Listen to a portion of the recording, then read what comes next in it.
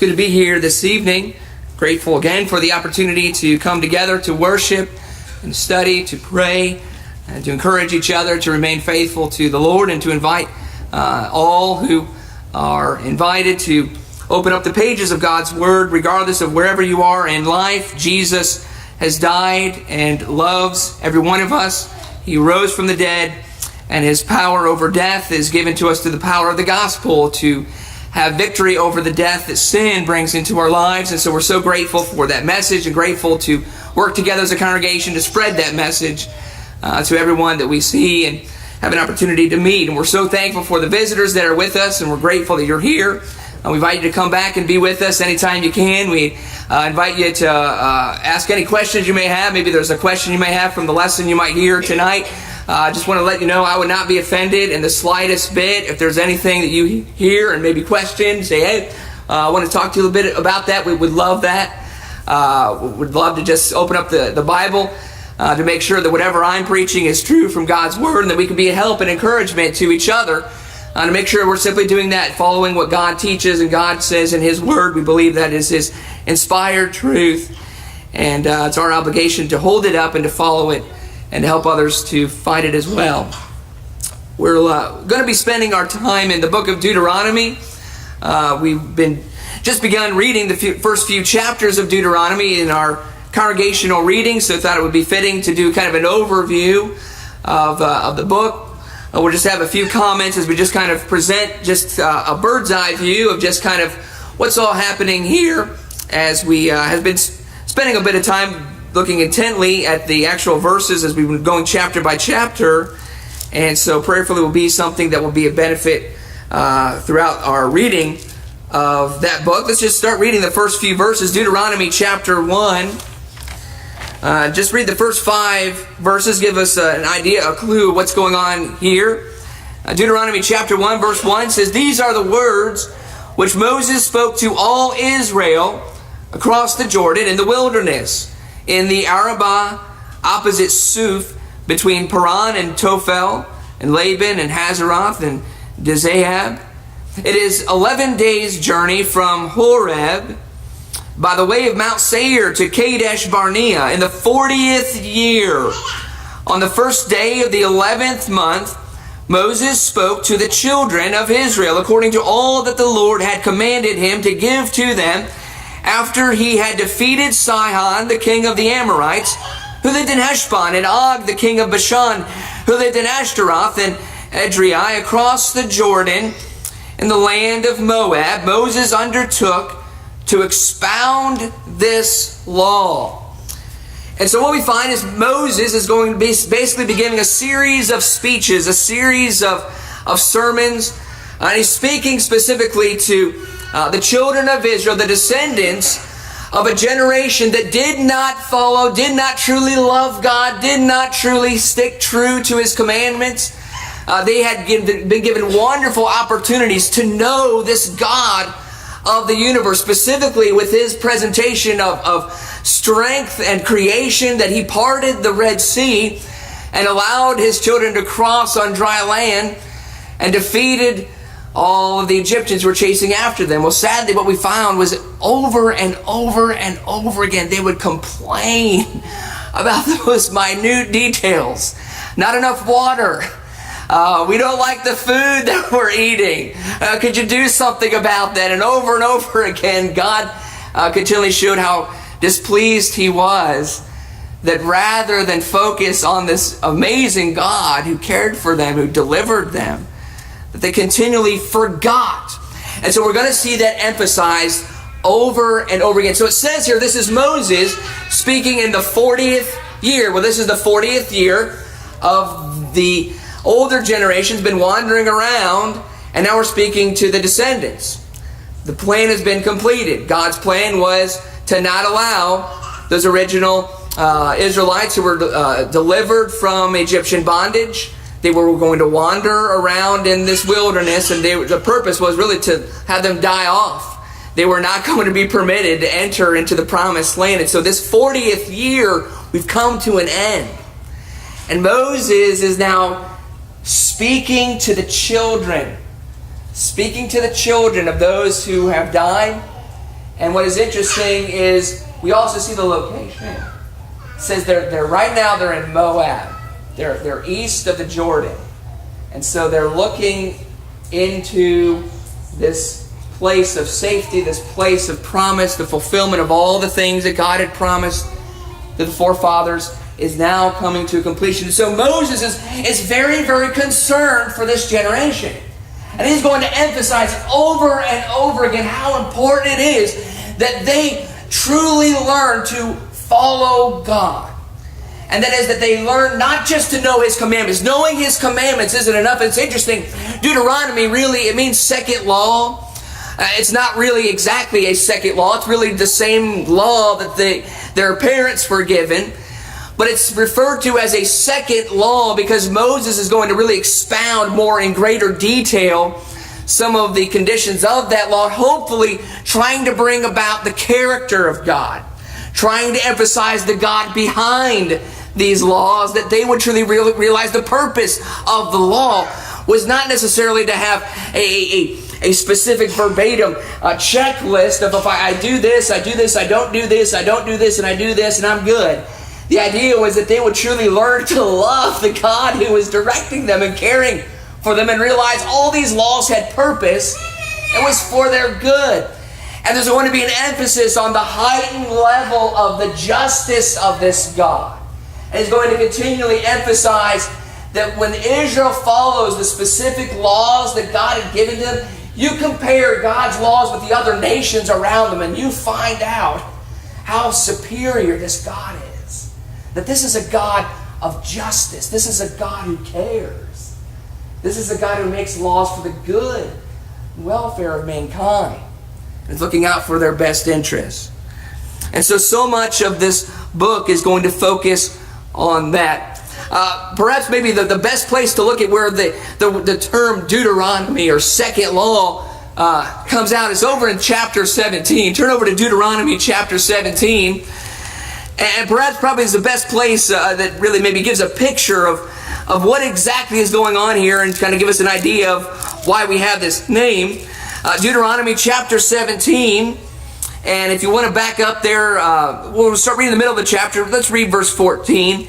Deuteronomy 17 verse 14 says, when you enter the land, so again we're at this end of this 40th year, is preparing this generation to go into Canaan. When you enter the land which the Lord your God gives you, and you possess it and live in it, and you say, I will set a king over me like all the nations who are around me. You shall surely set a king over you whom the Lord your God chooses, one from among your countrymen. You shall set as king over yourselves. You may not put a foreigner over yourselves who is not your countryman. Moreover, he shall not multiply horses for himself, nor shall he cause the people to return to Egypt to multiply horses, since the Lord has said to you, you shall never again return that way.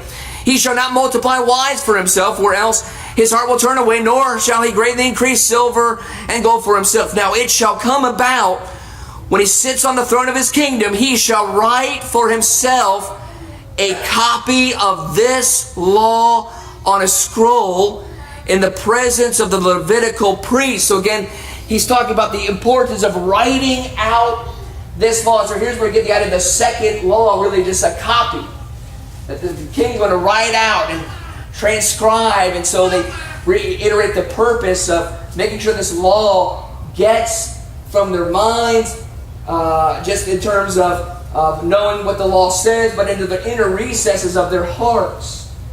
Kind of, yes, we're still talking about the understanding, and when we talk about the heart, but in the inner recesses of the inner being of understanding that being in awe of God, being moved by the power of God, being moved by how much care He places over us, that we would look beyond just the mere letter of the law. And the book itself, it seems to be divided up into kind of three sections. You have kind of chapters 1 through 4, and then you have chapters 5 through 26 would be another section, then maybe 27 through 34.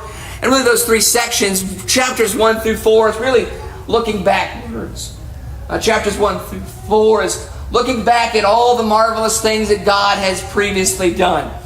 You move past that section to get to chapters 5 through 26 is looking up. We're looking back at everything God has done. Now when you get to chapter 5, the emphasis is on looking at God, and that's the purpose of why he emphasizes the law. The purpose was them to look up at the God who gave them this law. And then you get beyond that section, chapters 27 through 34, now you're ready to look forward. So the three movements of Deuteronomy are looking backwards, seeing where they came from. Let's look up now. Let's focus on God. And only then can we move forward. I say that's a very practical way for us to live our lives today. Shouldn't we every morning wake up and look back at what God has done for us? Review what he has already set in motion. All the things he has done for us. So that when we do look up at God, we're not looking at God in a way of merely begging and pleading for things that benefit us, but thanking him.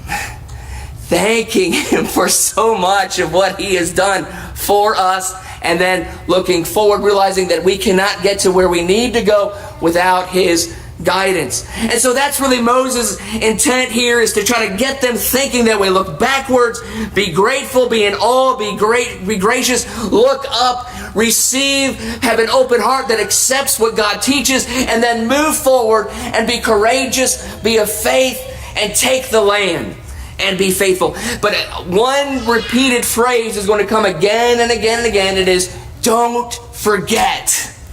Don't forget.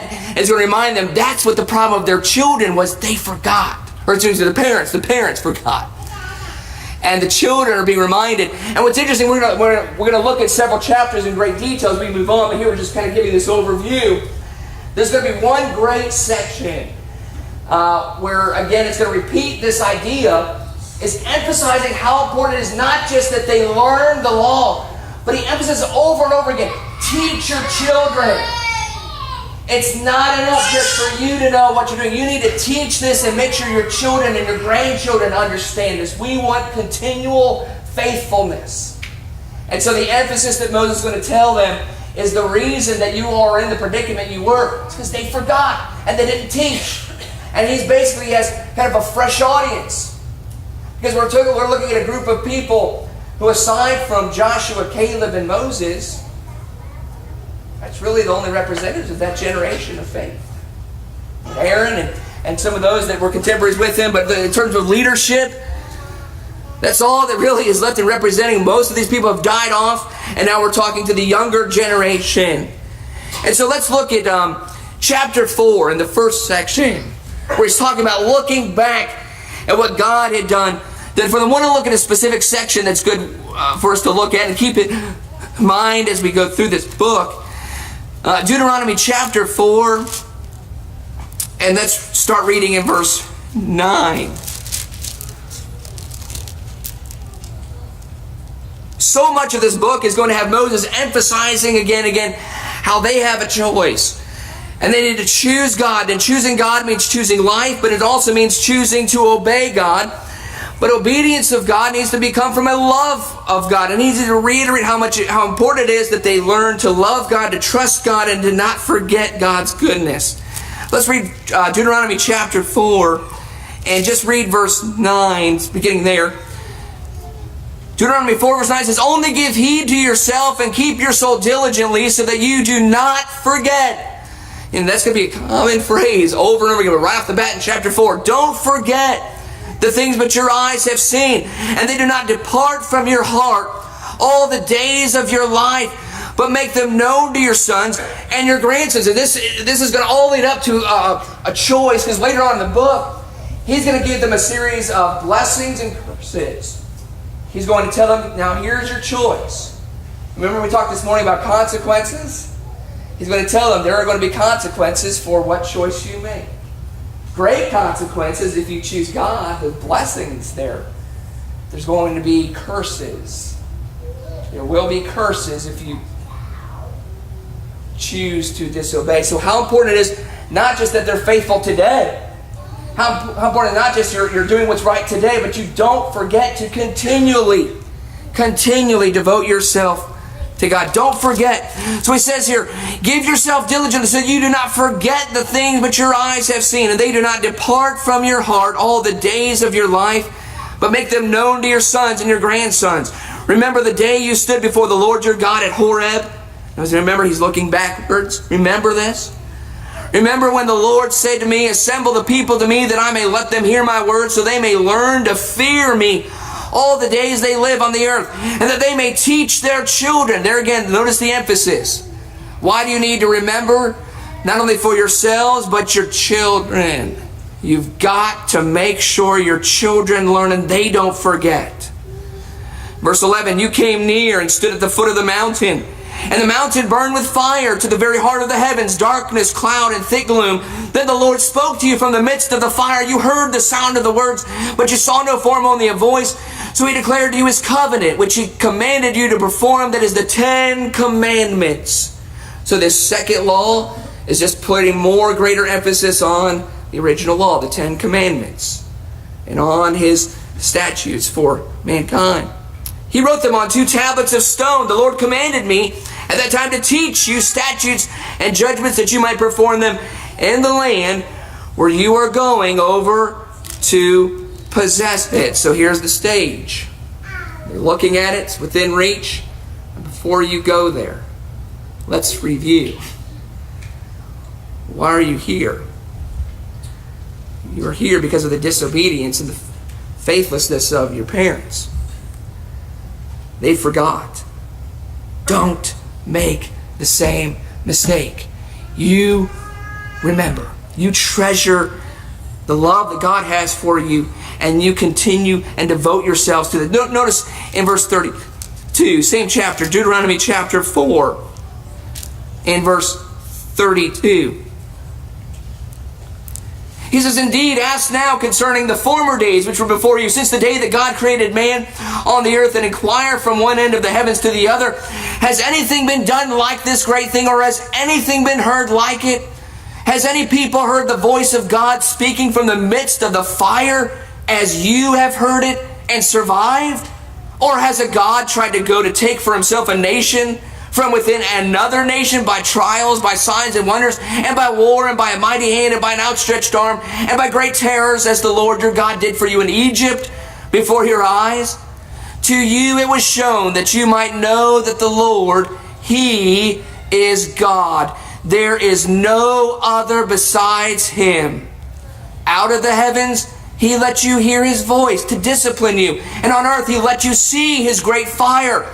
And you heard his words from the midst of the fire, because he loved your fathers. Therefore, he chose their descendants after them, and he personally brought you from Egypt by his great power. So in this remembrance is remembrance of his power, his love, his choosing them, his grace, his mercy, how special it is to be the people of God. And then he moves on and he transitions into looking up and focusing on this God. And the way we focus is by teaching our children. We teach our children. We turn their little eyes and we turn their little ears to the focus of the God who loves them. And in so doing, we re-emphasize and we create a sense of permanence in our minds and in our hearts of how great it is to serve and to love God. And the idea was that by repetition, again, it's not enough to just do this one time. We need to continually focus and dedicate ourselves to teaching. What a great pattern for us to emphasize how important it is that we give ourselves to daily Bible study, to meditation. How important it is that we come here. Yes, we had Sunday morning Bible class. Are you coming back Wednesday? We need some more. We're going to have a Bible study Friday night at my house. 6:30, you're all invited. You say, well, we already did it Sunday and Wednesday. Well, Deuteronomy says, you need to do this as much as possible. He's going to emphasize, you know, when you're on your way to go someplace, well, while you're on the way, go ahead and teach these things to your children. You ever heard the phrase, you might as well do something while you're doing nothing? He's kind of like, you might as well do something of real value while you're doing things of earthly, temporal importance. And emphasize the things of eternal value. He's going to say, so do something important while you're here. But notice what he says there in chapter 6. Going over to Deuteronomy chapter 6. And this is key. The key to the message is really this. It's not just that they memorize. It's not just that they know what the law says. But he says, this is the point. Now, verse 1 of chapter 6. Deuteronomy chapter 6, verse 1. Now this is the commandment. The statutes and the judgments which the Lord your God has commanded me to teach you, that you might do them in the land where you are going over to possess it, so that you and your son and your grandson, again, notice the key, future generations, so that you and your son. Sometimes we say, well, this is my choice and my children will have to make their choices and they're up to kind of making their own decisions. No, we need to enforce our children. As grandparents, there's still work to be done in teaching the grandchildren. Continually, he says, teach your sons, your children, and your grandchildren, that they might fear the Lord your God, to keep all His statutes and His commandments, which I command you all the days of your life, and that your days may be prolonged. O Israel, you should listen and be careful to do it, that it may be well with you, and that you may multiply greatly, just as the Lord, the God of your fathers, has promised you, in a land flowing with milk and honey. Now he gets to the heart of the message. Hear this great passage of biblical text. Verse 4, Deuteronomy chapter 6. Hear, O Israel. Like, are you listening to me? Listen is going to be a key word throughout this book. Listen. Listen. In other words, look beyond the words and look deep into the heart of your Creator. The Lord is our God. He is everything. Without Him, we are nothing. Without Him, there is nothing. The Lord is our God. The Lord is one. You shall love the Lord your God with all your heart, with all your soul, and with all your might. That's why I spent so much time in the first few years going backwards. We develop a love for God by appreciating and remembering all of His greatness and His goodness, and we exalt that. We place that at the forefront of our minds. And the purpose is that we love God. We cannot obey God if we don't love Him. That's the true purpose here, is to love Him because of how much He loves us. In verse 6 it says, these words which I am commanding you today shall be on your heart. You shall teach them diligently to your sons, and shall talk of them when you sit in your house, and when you walk by the way, and when you lie down, and when you rise up. That sounds like a lot of talking. That sounds like a lot of repetition. You know why? You ever hear the phrase, the light bulb kind of comes, an aha moment? He's trying to teach them that they need to come to that aha, that light bulb moment is when you review, when you go over all these commandments, when you go all of His statutes. What should trigger in your mind is you realize how much these things are for our benefit. These are not just some arbitrary rules by some dictator who just wants to see people cower down and bow and say, whatever you say, boss. That the aha moment when little children go over and again and again and again, and it's something, a light switch goes off, and they say, I get it. This God loves me. He cares for me. And the purpose of doing it again, he says, it's got to get on your hearts. So that's why we put up with it. Well, I've heard this lesson before. No, you need to hear it again. No, we need to teach this again. Now, isn't it great how in the New Testament, this is a principle in the apostles have. Peter, I love how in Peter he says, though I know you know this already, I'm going to tell it to you again. So I know you already know it, but maybe the light bulb hasn't gone off and you really don't know it yet. You really don't know what you're supposed to think about. So this is what he says. He says, you got to teach this again and again so that that light bulb moment goes, aha! And we begin to really love God. That's what this is about, that we love God. So he says in verse 7, this is how we teach our children to love God. You shall teach them diligently to your sons, and shall talk of them when you sit in your house, and when you walk by the way, and when you lie down, and when you rise up. You shall bind them as a sign on your hand, and they shall be as frontals on your forehead. You shall write them on the doorposts of your house and on your gates. You know, the sad thing about this, we later realized when Jesus was talking to their descendants, and the Pharisees who took these descriptions so literally that they literally would bind texts of Scripture on their foreheads. And Jesus kind of looks at them and says, you honor the Lord with your mouth, but what? Your hearts are far from it. You never had that aha. You never got it. You missed it. That's what we're supposed to do, is to let it dig deep into our very being. We know God and love Him and honor Him. So what a great text. That is an important text in Deuteronomy. And again, he emphasizes how important it is that they don't forget. And he just keeps reminding them, don't forget. Go to chapter 8, Deuteronomy chapter 8. And let's start in verse 1.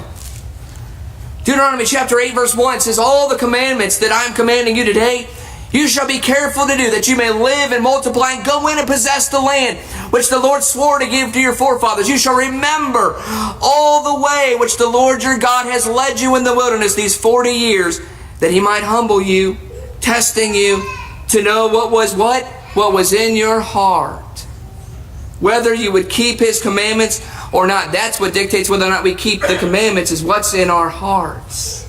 Has the commandment penetrated into our very being? That then we choose to honor Him. We choose to love Him. And it is a joy to submit and a joy to obey. But that's what he realized, that was their problem. But we go on, notice what he says in verse 3. How He loved them. He humbled you and let you be hungry and fed you with manna which you did not know, nor did your fathers know, that He might make you understand that man does not live by bread alone, but man lives by everything that proceeds out of the mouth of the Lord. Your clothing did not wear out on you, nor did your foot swell these 40 years. Thus you are to know in your heart that the Lord your God was disciplining you just as a man disciplines his son. So He's looking, now in a way, He's kind of making them kind of look down and say, isn't it kind of interesting, you people who went around for 40 years wearing the same Nikes you had on when you first set foot out here? Sandal Nikes. You never didn't have to go find another pair. Your clothes, same what you had on. What does it say about your God? What your God is capable of doing. How much we think we need ourselves, how much we think we depend on ourselves, how much we need to be in control. God was humbling them to drive out their pride, to teach them this principle. You need God. You cannot do this by yourself. You need God. So how important it is that we learn to trust Him and obey Him. So He continues on this way in several chapters. Go to chapter 10. Actually, on the way to chapter 10, let's stop in chapter 8, verse 11. Notice verse 11. Beware that you do not forget the Lord your God by not keeping His commandments. Don't forget. How about on the way, let's get to chapter 10. Deuteronomy chapter 10 and verse 12. He says, now Israel, what does the Lord your God require from you but to fear the Lord your God, to walk in all His ways and love Him, and to serve the Lord your God with all your heart and with all your soul, and to keep the Lord's commandments and His statutes which I'm commanding you today for your good? Behold, to the Lord your God belong heaven and the highest heavens, the earth and all that is in it. Yet on your fathers did the Lord set His affection to love them, and He chose their descendants after them, even you above all peoples, as it is this day. Now here's the problem, verse 16. Here's what He wants them to do. Here's what the law should be doing for them. So circumcise your heart and stiffen your neck no longer. For the Lord your God is the God of gods and the Lord of lords, the great, the mighty, and the awesome God, who does not show partially nor take a bribe. The idea was to circumcise their hearts and to cut out anything that would bring anything in this world of equal or even greater value compared to the God that that loves them, that cares for them, that demonstrates His power in these magnificent ways. We would do good as we read through Deuteronomy to let these instructions sink into our minds and our hearts. Perhaps that's the very reason why sometimes we struggle today. You know how much the New Testament emphasizes idolatry? How many times the Apostle wrote to the New Testament churches, beware little children of idols. Beware little children of idols. Circumcise your heart. Don't let things of this life compete in any shape or form with the God of this universe. We need to separate what we desire and what we elevate in terms of magnificence. Let nothing compete with God. And when we do so, when we let idolatry seep in, we idolize the things of this world, we begin to convince ourselves that we don't need God. And His laws become burdensome to us. They just get in the way of the things that we think we need. He's speaking to people who said, that was your parents' problem. That was your mom and dad's problem. You need to change. You need to be different. And He tells them, I'm going to tell you, the choice is yours. You want to be like your parents? Or you want to be different and change the direction of your children and their children? Here it is, blessings and curses. So we move on. Chapter 27 through 34. And then we get into chapter 27 and 28, which is that series of speeches that Moses gives of blessings and curses. So we get into chapter 29, and the people, after hearing this whole speech, they say, we will do it. We will obey. We choose God. We're going to be different. We're going to devote ourselves. And they enter into a covenant, and they are bound by the terms of that, and accept that there will be curses if they neglect it. The sad thing is Moses even predicts, Moses prophesies, they are going to fall away. Sadly, they will fall. They will be led into captivity. They will stumble. But turn over to chapter 30. There's a glimmer of hope that Moses leaves with the people.